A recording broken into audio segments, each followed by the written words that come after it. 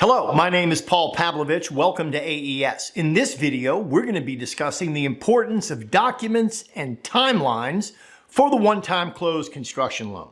When closing a one-time closed construction loan, it's important to have all the necessary construction documents in hand before closing. This is to ensure that the project is completed on time and that you don't lose your rate. At AES, we understand this list may not be appealing from a sales perspective. Just stay with me. A one-time closed construction loan has to be handled completely different than a traditional mortgage. They are not the same loan and do not have the same risk profile. If the construction portion of a construction loan is not completed on time, there are significant consequences to the borrower and the lender. The number one point is loss of rate. Now let me be clear, I nor AES are mortgage lenders. Rough math. $350,000 at 3% over 30 years is $1,475.61 per month. The same loan at 5.5% is $1,987.26. A difference of $511.65 per month. Multiply that by 360, you see the problem. That's $184,194 in additional cost. Now, assuming the build cost for the home was the original $350,000, technically, the cost of the home is now $534,000. I get it. I get it. This is simple math. You can't deny it's pretty powerful. Now, I'm not even taking into consideration the loss from the lending side of this equation. This can also be significant. So the question becomes, how do we minimize the possibility of this happening? We believe that the workflow for one-time closed construction loans needs to change. We've held this opinion for a while. If you look at it logically, why would anyone lend money without having the following documents in hand before closing? An executed contract.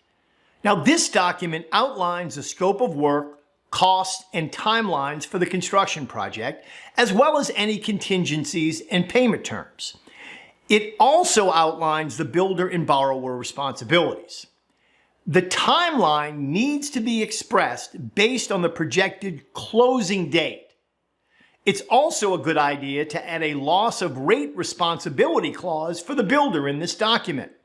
The builder needs to understand that he or she is obligated to complete this project in a very specific time frame. Plans and specifications. These documents detail the design and layout of the project, including architectural drawings, floor plans, and engineering. These need to be the final stamped plans. How can we accurately determine the post-completion value of a home if the information we are dealing with is not the final iteration of the project? Building permits. These documents are required by local authorities and must be obtained before construction can begin. So if I don't have approval to build the house, how can you close the loan? These demonstrate that the project meets all necessary building codes and regulations. Proof of insurance. This includes liability insurance and workers' compensation insurance, which protects the contractor, borrower, and lender in case of accidents or injuries on the job site. A detailed project budget. This is a breakdown of the cost associated with the construction project, including materials, labor, contingencies. You're also going to want evidence of the contractor's qualifications and experience. This includes a list of the contractor's references, their license, and any professional certifications or accreditations. Someone with knowledge has to look at the contractor from a performance perspective.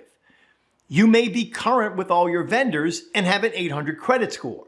If it takes you 18 months to build a house, that stuff just doesn't matter. The timeline. This should include each phase of the construction project relative to the closing date. Most contracts have a timeline. This needs to be adjusted to reflect the projected closing date.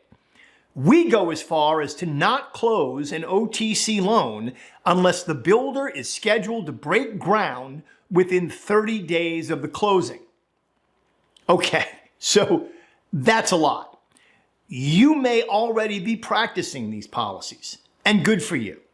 I made this video to assist my current clients and any builders, lenders, or borrowers who want to take advantage of a great product when it comes to building your dream home. Follow these guidelines and you will significantly reduce the risk of shooting past your completion date in the OTC space. Again, my name is Paul Pablovich. Thank you for choosing AES.